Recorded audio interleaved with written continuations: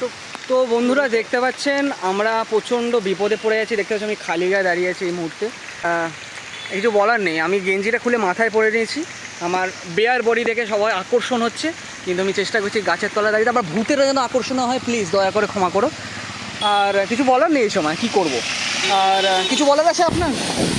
এখানে আমরা একটা মানে বিচ্ছিরিভাবে আটকে আছি। তা সামনের দিকেও এগোলেও পুরো সম্পূর্ণ ভিজে যাব, আর উল্টো দিকেও কোনো যাওয়ার কোথাও রাস্তা নেই। আমরা গাছের নিচে এখন দাঁড়িয়ে আছি। তা আমাদের একটা প্ল্যান ছিল যেহেতু ঘোস্ট হান্টিংয়ের জন্য, তা জঙ্গলে আমরা ঢুকতাম। তা ঢোকার আগে এরকম বিচ্ছিরি বৃষ্টি আরম্ভ হয়ে গেল, তা আমরা ছাতাও আনতে পারিনি। কি দেখতে পেয়েছে? অশরীরী মানে মানুষরূপী অশরীরী দেখেছি। আচ্ছা, মানে তারা জঙ্গলে কি করতে ঢুকেছিল, কিন্তু বৃষ্টি যে জল পড়া পড়েছে গায়ে, সেই জলের ছাটেই ওরা কিন্তু বেরিয়ে এসেছে। বেরিয়ে কেউ গাছে উঠে গেছে, কেউ গাছের গোড়ায় বসে পড়েছে, কেউ রাস্তা দিয়ে দৌড়াচ্ছে।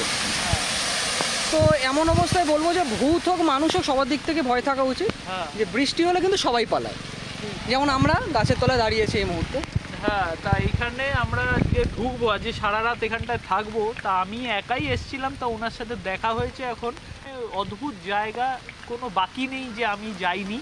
তা বিভিন্ন হান্টিং লজ যেখানে আপনার ঘোস্ট প্যারানর্মাল অ্যাক্টিভিটিস আছে, সেখানে আমাকে ঢুকতে হয়। ঠিক আছে, এটাই আমার প্রফেশন, এটাই আমার প্যাশান।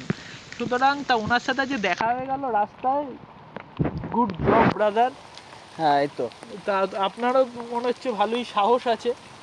সাহসটা তো জোগাতে হয়। আচ্ছা আচ্ছা, তা কিছু আপনি করার একটু নেই। আগে শুনছিলাম আপনি অন্ধকারে ঢুকতে ভয় পাচ্ছিলেন। হ্যাঁ, ভয়ের ব্যাপারটা হলো যে দেখুন, ভয় ভূতের থেকে পাওয়া যায় না, মানুষ থেকে। মানুষরূপী ভূত যারা আছে তারা প্রচণ্ড পরিমাণে। চলুন এগোই।